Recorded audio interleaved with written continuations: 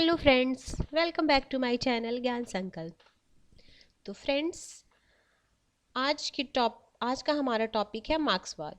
ये टॉपिक काफ़ी इम्पोर्टेंट है। जितने भी हम या टीजीटी पीजीटी दे रहे हो, डी ट्रिपल एस बी दे रहे हो, आप पीजीटी का उसका या किसी भी स्टेट का टीचिंग एग्ज़ाम दे रहे हो, या आप हायर का एग्ज़ाम दे रहे हो, यूजीसी नेट दे रहे हो, असिस्टेंट प्रोफेसर का दे रहे हो, तो उसमें ये टॉपिक काफ़ी इम्पोर्टेंट है। तो प्लीज़ फ्रेंड्स, आप मेरे चैनल को लाइक करें, मेरे वीडियो को लाइक करें और मेरे चैनल को सब्सक्राइब करें। तो मैं ऐसे इंपॉर्टेंट टॉपिक की वीडियो आपके लिए लाती रहूँगी। तो आज के टॉपिक में स्टार्ट करती हूँ। तो आज का हमारा टॉपिक है मार्क्सवाद। मार्क्सवाद तो इसका अर्थ क्या है? मार्क्सवाद का अर्थ क्या है? तो राजनीतिक चिंतन में मार्क्सवाद उत्पादन के साधनों पर सामाजिक स्वामित्व द्वारा वर्गहीन समाज की स्थापना के संकल्प की साम्यवादी विचारधारा है। मार्क्सवाद मूलतः उन राजनीतिक और आर्थिक सिद्धांतों का समुच्चय है जिन्हें 19वीं सदी में कार्ल मार्क्स, फ्रेडरिक एंजल्स और व्लादिमीर लेनिन तथा उनके साथी ने समाजवाद के वैज्ञानिक आधार पर पुष्टि के लिए प्रस्तुत किया। क्या समाजवाद को वैज्ञानिक आधार पर प्रतिपुष्टित किया। कार्ल मार्क्स को वैज्ञानिक समाजवाद का जनक कहते हैं। इस लाइन को आप लिखिए, कार्ल मार्क्स को वैज्ञानिक समाजवाद का जनक कहते हैं। मार्क्स का उदय 19वीं 20वीं सदी के मध्य हुआ। मार्क्स का उदय कब हुआ? 19वीं 20वीं सदी में हुआ। तो ये भी आप लिख लीजिए। हुआ जब चिर सम्मत उदारवाद अपने चरमोत्कर्ष पे था। मार्क्स का दर्शन व्यावहारिक था। उसने विश्व की व्याख्या करने के बजाय विश्व को बदलने पर जोर दिया। उसने साम्यवादी घोषणा पत्र में क्रांति के लिए मजदूरों का आह्वान करते हुए कहा, विश्व के मजदूरों एक हो जाओ, तुम्हारे पास खोने के लिए कुछ नहीं है। ठीक है, ये लाइन आप लिख लीजिए। साम्यवाद और देखो, ये लाइन पूछता है विश्व के मजदूरों एक हो जाओ, ये किसने बोला था और ये किस में बोला गया था? तो ये उसने साम्यवादी घोषणा पत्र में ये बोला था। तो आप इसको लिख लो।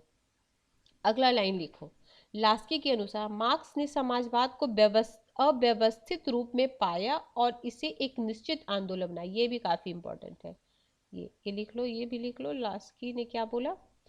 आप जब भी मेरी क्लास करो, एक नोटबुक और पेन लेके हमेशा साथ में रखो। अगर कुछ काम कर रहे हो तो कोई नहीं, एक बार वीडियो आप सुन लो, फिर बाद में जब आपको टाइम मिले तो प्लीज़ इसको नोट डाउन कर लेना।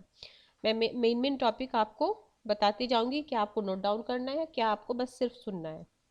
अगला है चिर सम्मत मार्क्सवाद। मार्क्सवाद की जो मान्यताएं स्वयं मार्क्स और एंजल के विचारों पर आधारित है, उन्हें चिर सम्मत मार्क्सवाद कहा जाता है। जो मार्क्स और एंजल्स के विचारों पर आधारित, इसको क्या बोलते हैं? चिर सम्मत मार्क्सवाद। चिर सम्मत मार्क्सवाद के प्रमुख सिद्धांत क्या हैं? चिर सम्मत मार्क्सवाद के प्रमुख सिद्धांत क्या क्या हैं? यह मार्क्सवाद का दार्शनिक आधार है, वर्ग संघर्ष का सिद्धांत है, अतिरिक्त मूल्य का सिद्धांत है, क्रांति का सिद्धांत है, वर्गहीन राज्यहीन समाज की स्थापना है।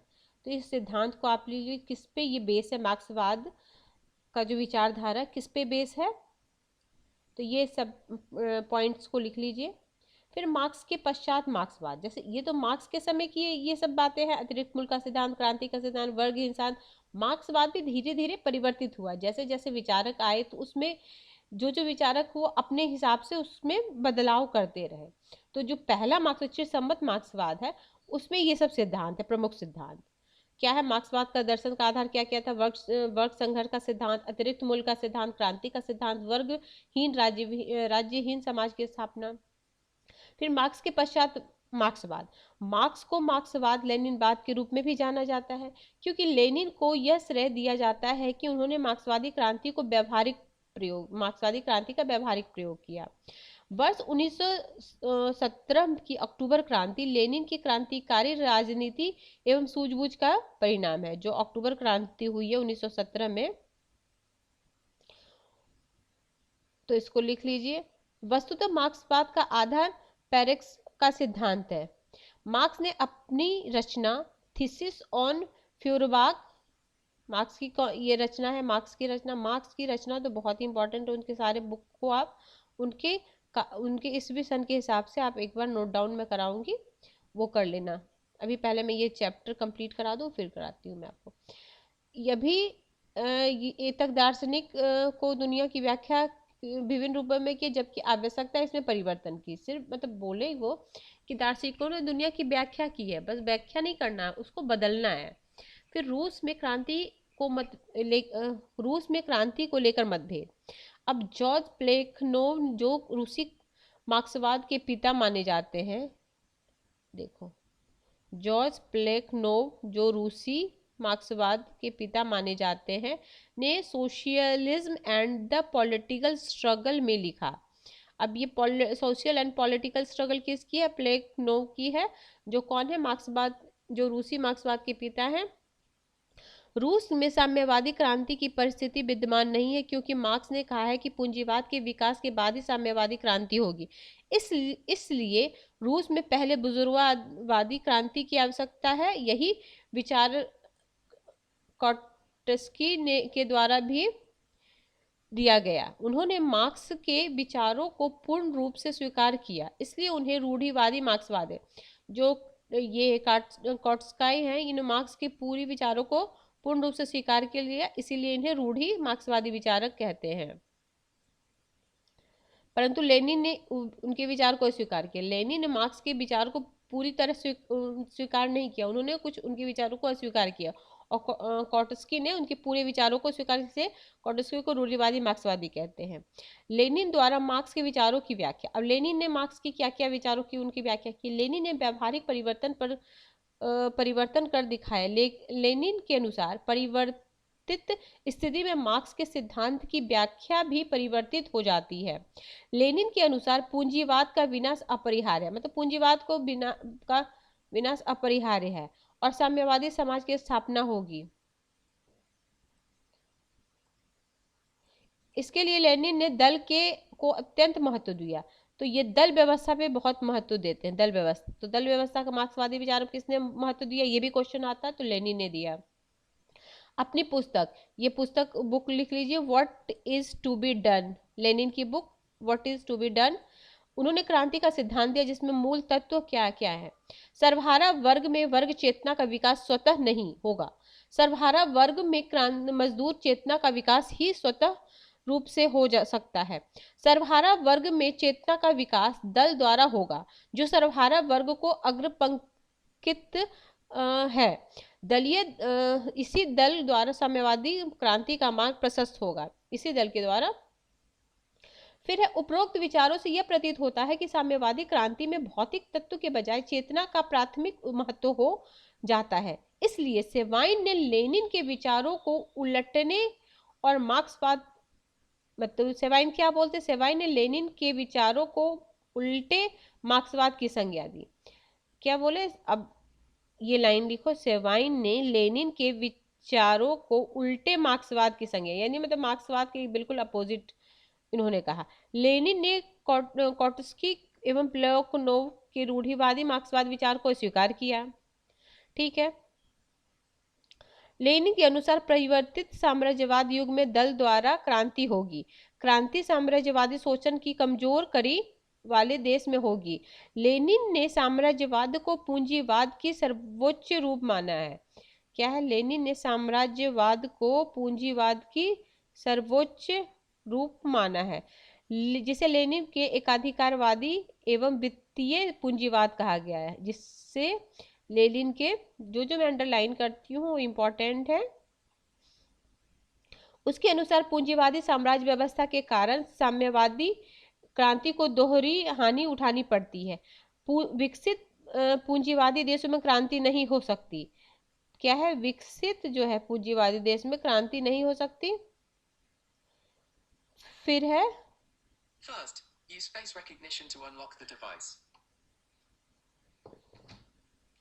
फिर अल्प विकसित देशों का भी शोषण हो रहा है। लेनिन ने साम्राज्यवाद विरोधी संघर्ष और पूंजीवाद विरोध संघर्ष को एक साथ मिलाने का प्रयास किया। उसके अनुसार सोवियत संघ की साम्यवादी क्रांति तथा अस्थायी होगी जब पश्चिमी यूरोप देशों में क्रांति द्वारा उसको सहायता दी जाएगी। स्टालिन ने साम्यवादी विचार में एक समाजवाद की ये भी क्वेश्चन इंपॉर्टेंट है, किसने साम्यवादी विचार में समाजवाद देश की संकल्पना की? ये आप लिख लो, स्टालिन ने की। ये डायरेक्ट यही क्वेश्चन ही पूछ देते। मैं आपको इस तरह से पढ़ाऊंगी कि क्वेश्चन कहाँ से पुट होते हैं, क्वेश्चन कहाँ से बनते हैं, वो मैं आपको सारा बताते जाऊंगी। ठीक है, ये लिख लो आप। फिर स्टालिन का प्रयोग। स्टालिन के अनुसार साम्यवाद का सोवियत संघ में बने रहना पश्चिमी पूंजीवादी देशों के समर्थन पर आधारित नहीं है। उनके अनुसार सोवियत संघ का समाज वर्गहीन हो चुका है। उनके अनुसार सोवियत संघ का जो समाज है ना, क्या हो चुका, वर्गहीन हो चुका है।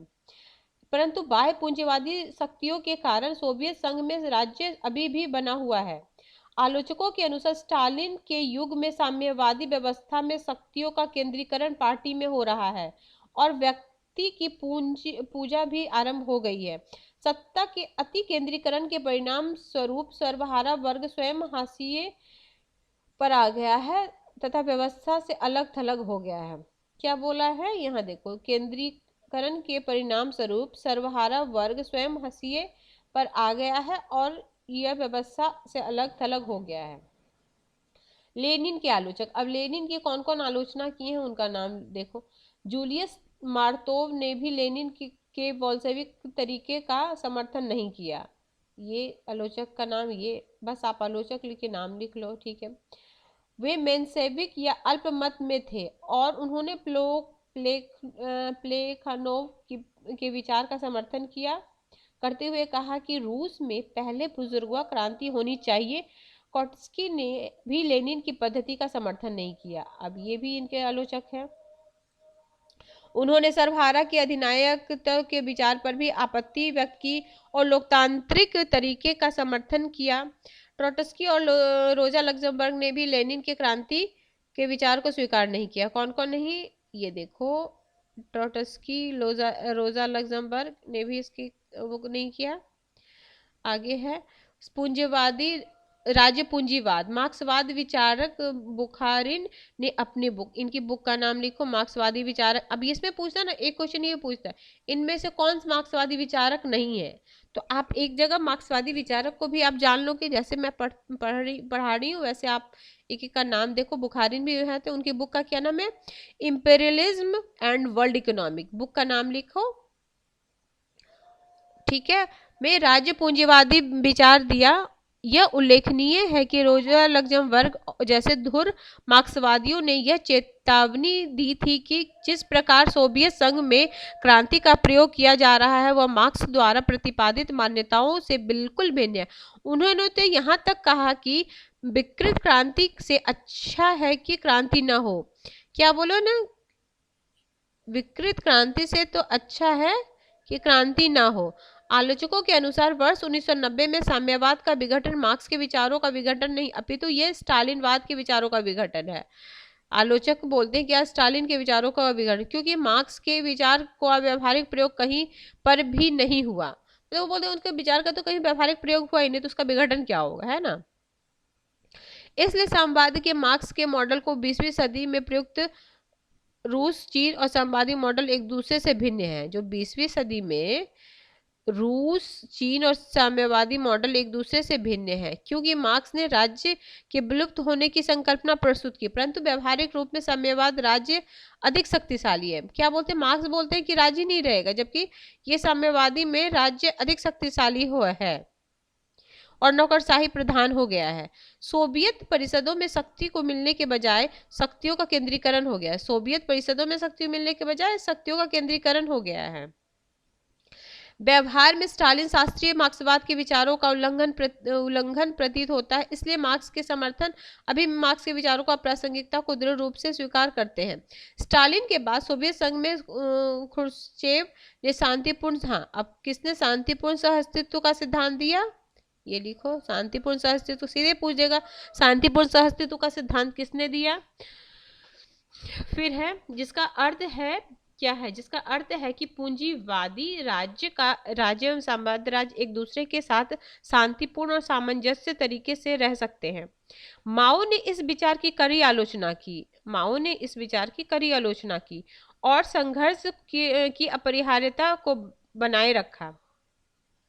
यह बिंदु ध्यान देने योग्य है कि 60 के दशक में व्यावहारिक रूप से साम्यवादी खेमे के दरार पड़ गई है और सोवियत संघ एवं चीन के बीच गहरे मतभेद उत्पन्न हो गए हैं।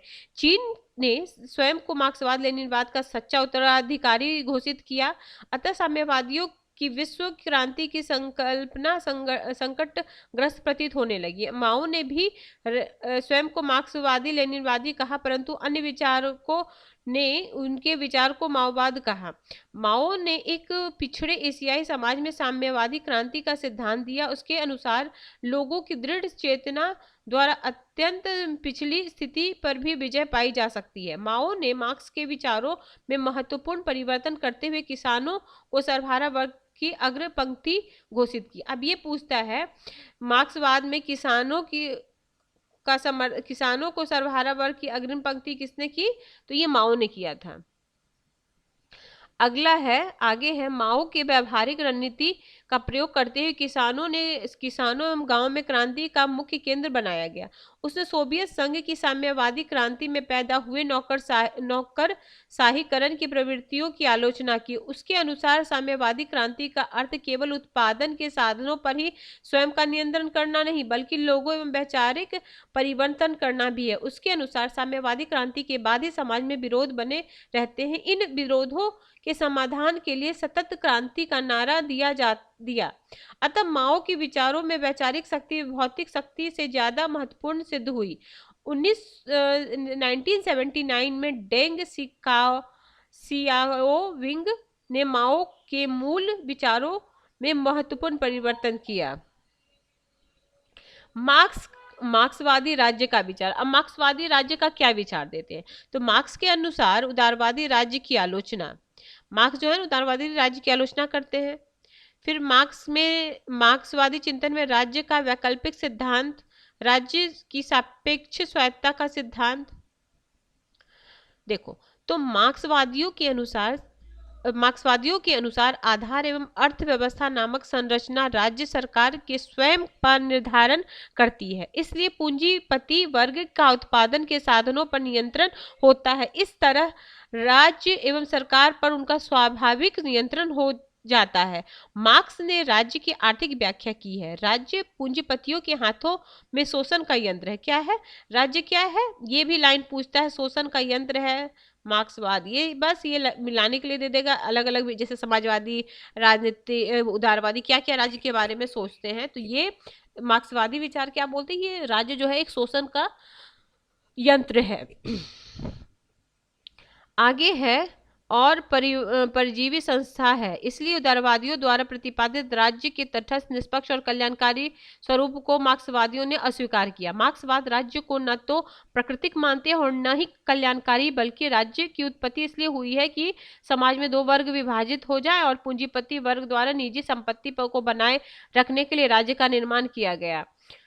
मार्क्सवादी चिंतन में राज्य का वैकल्पिक सिद्धांत, राज्य की सापेक्ष स्वायत्ता का सिद्धांत। मार्क्स ने आर्थिक निर्धारणवादी विचार के अलावा राज्य की सापेक्ष स्वायत्ता का विचार भी दिया, जिसका अभिप्राय है कि राज्य और सरकार आर्थिक आधार से सापेक्षिक रूप से स्वायत्त है। अतः राज्य का निर्धारण केवल अर्थव्यवस्था द्वारा ही नहीं होता, बल्कि अन्य सामाजिक, सांस्कृतिक और वैचारिक तत्वों में से भी निर्धारित होता है।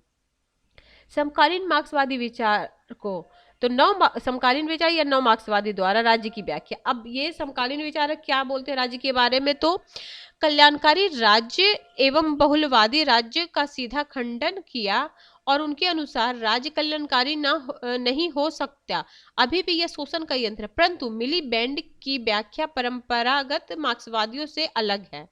क्या मिलीबैंड की जो व्याख्या है परंपरागत मार्क्सवादियों से अलग है, जो समाज में केवल दो वर्ग को मानते हैं। मिलीबैंड ने यह माना है कि वर्तमान में पूंजीपति वर्ग भी अनेक समूहों में विभाजित है। मतलब पूंजीपति वर्ग भी है ना, अनेक समूहों में विभाजित है और राज्य के अलावा सिविल सेवा, नौकरशाही एवं मीडिया के द्वारा पूंजीवादी व्यवस्था का संरक्षण किया जाता है। सिविल सेवक जनता की भलाई के लिए कार्य नहीं करते, परंतु पूंजीपतियों के हितों का संरक्षण करते हैं। उन्होंने इसका कारण बताते हुए कहा है कि पूंजीपतियों और नौकरशाहियों की सामाजिक और शैक्षणिक पृष्ठभूमि एक समान होती है, इसलिए दोनों एक दूसरे के हितों का संरक्षण करते हैं।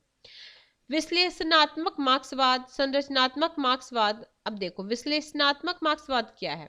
तो विश्लेषणात्मक मार्क्सवाद ने मार्क्सवाद की मान्यताओं के तार्किक विश्लेषण पर बल दिया है, इसलिए जो विचार तर्क की कसौटी पर खरे उतरे उसे छोड़ देना चाहिए, ना उतरे उसे छोड़ देना है। जो तर्क पे ना उतरे मतलब वो विश्लेषणात्मक बोलते हैं, जो तर्क पे ना उतरे छोड़ दो।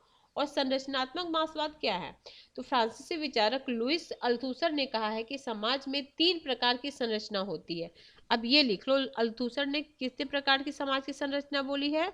अल्थुसर लिखो, समाज में 3 प्रकार की संरचना बोली। आर्थिक संरचना, राजनीतिक संरचना, वैचारिक संरचना, उसमें धर्म, विचार और संस्कृति आ जाएगा।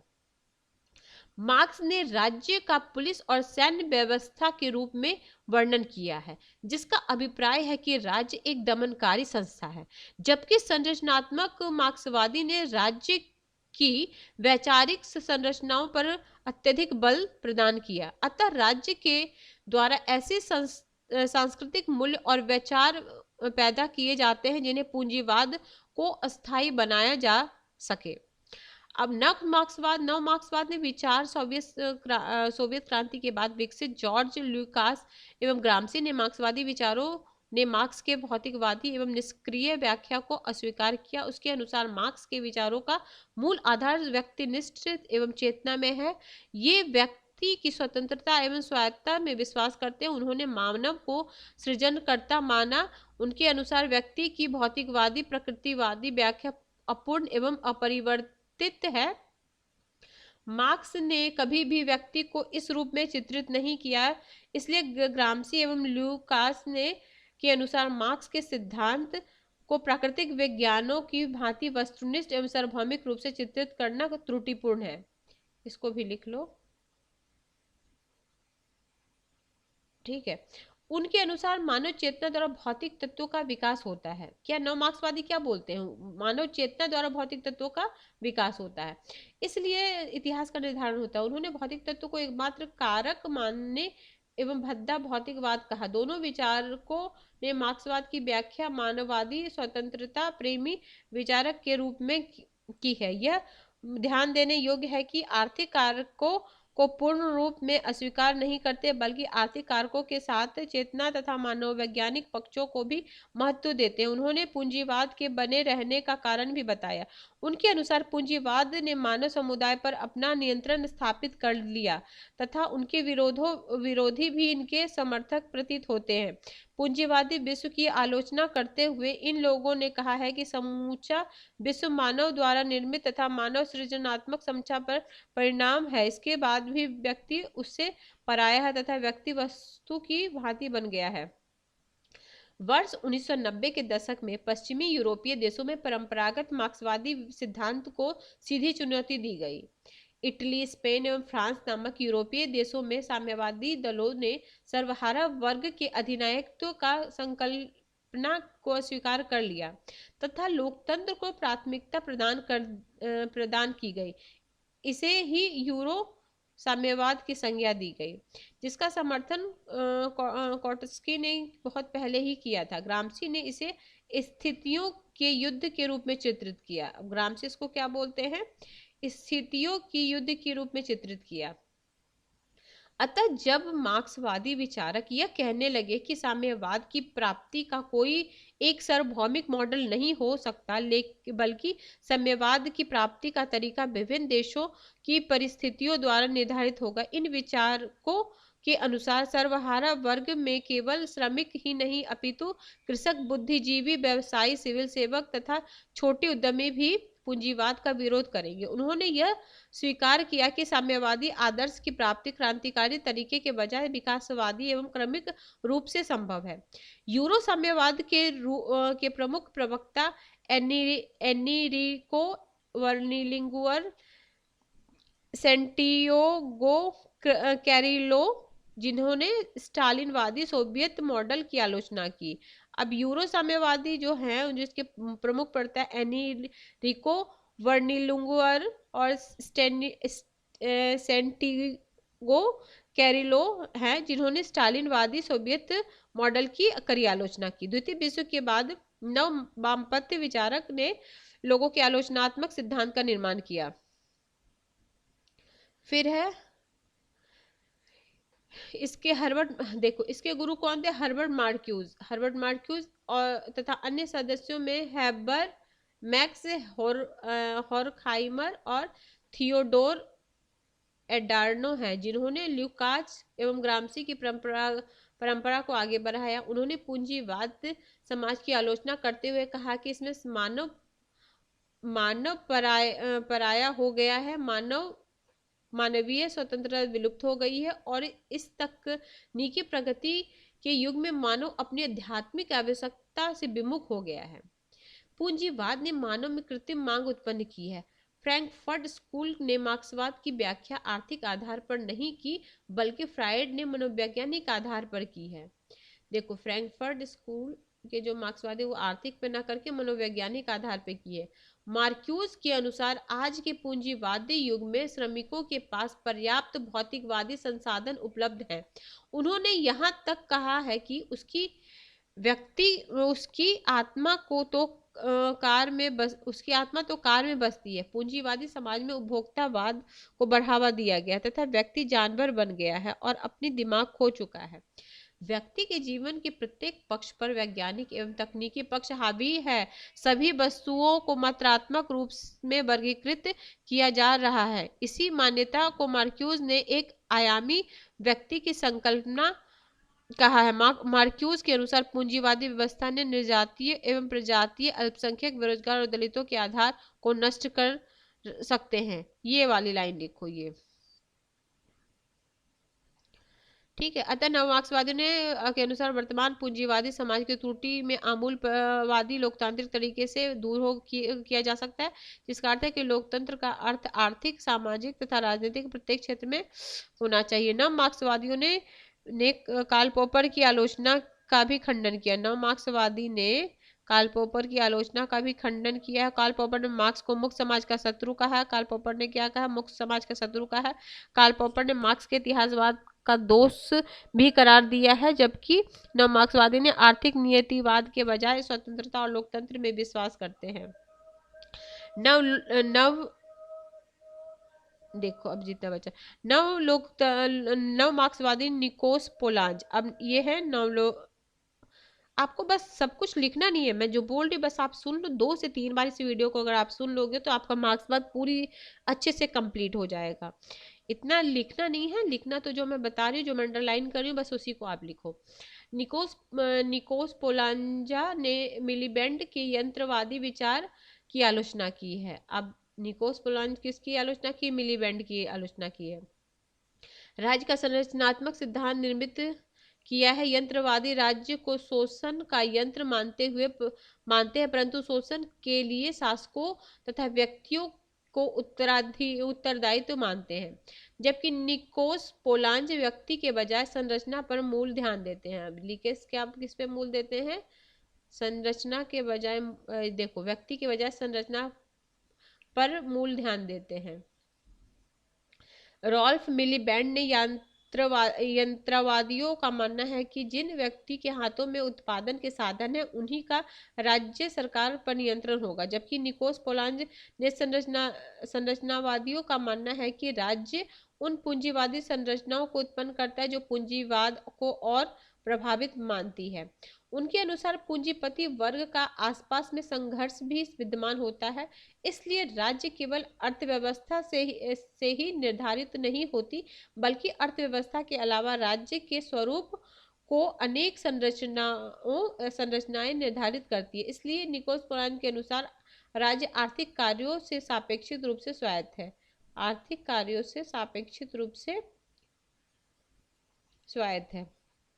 अब इसका निष्कर्ष क्या निकला, तो निष्कर्ष देखो, निकोस पोलांज और रॉल्फ मेडल ने राज्य के स्वरूप के विश्लेषण में अंतर होने के बावजूद दोनों राज्य के कल्याणकारी स्वरूप को नहीं मानते। दोनों राज्य को पूंजीवाद का संरक्षक मानते। तो दोनों राज्यों को क्या मानते, पूंजीवाद का संरक्षक है, इसलिए राज्य कभी तटस्थ एवं निष्पक्ष नहीं हो सकता। मतलब पूंजीवाद का संरक्षक है तो कभी भी तटस्थ और निष्पक्ष नहीं हो सकता, वो हमेशा पूंजीवाद का ही समर्थन करेगा। फिर है नव मार्क्सवाद, नव वामपंथ, फ्रैंकफर्ट स्कूल, आलोचनात्मक सिद्धांत, क्रिटिकल थ्योरी। क्रिटिकल थ्योरी अब हम पढ़ेंगे फ्रैंकफर्ट, ठीक है। इन्होंने परंपरागत मार्क्सवाद के वैज्ञानिक एवं भौतिकवादी आकांक्षाओं को अस्वीकार कर दिया। उन्होंने मूल रहित समाज विज्ञान की कल्पना को अस्वीकार कर दिया। उन्होंने मार्क्स की मान्यताओं की आलोचना की, ठीक है।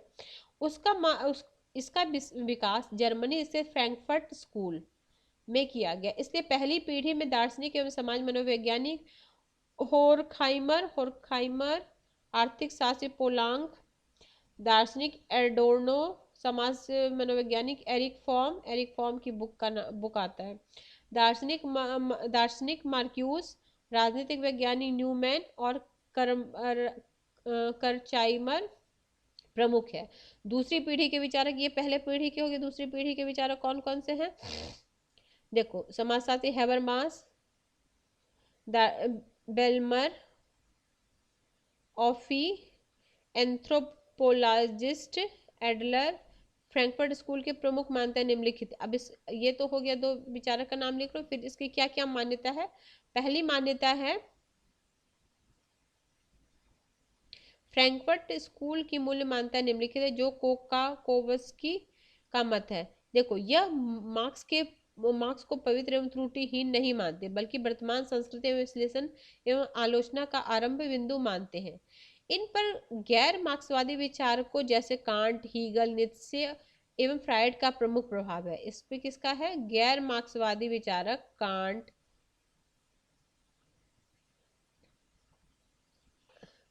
आगे ये किसी राजनीतिक दल से संबंधित नहीं है। उन्होंने साम्यवाद तथा सामाजिक लोकतंत्र से स्वयं को कभी जोड़ा नहीं है।